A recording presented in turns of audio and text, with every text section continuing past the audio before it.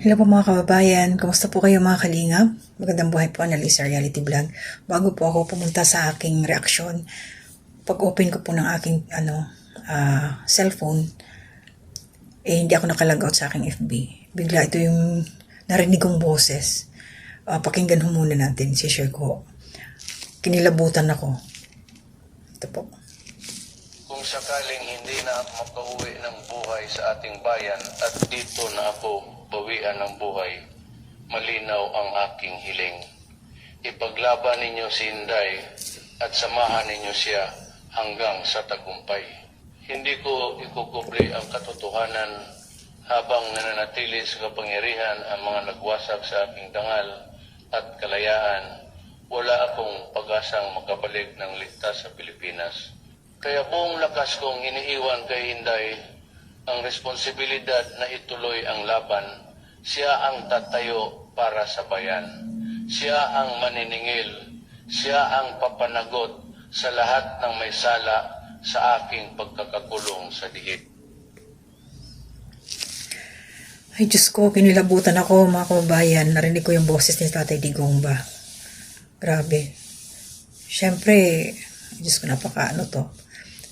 Bagong taon, 2026 na, January 1. Dito po sa akin ay ano pa lang, 11:37 ng gabi. So wala pang alas 12. Kinilabutan talaga ako, promise. Sana naman lumaban si Tatay Digong. Pasensya na malayo ito sa aking reaction, pero syempre, Pilipino tayo eh. Alam natin yung mga ginawa ni Tatay Digong na grabe, kakaiba siyang presidente ng ating bansa. So, syempre, hindi natin ito mapapalagpas. Yung pagmamahal, yung sobrang, ano ba matatawag dito? Sakripisyo niya. Diba? Yung ginawa sa kanya. So, ngayon, inahabilin na niya sa kanyang anak, kay BP Sara, na ituloy ang laban.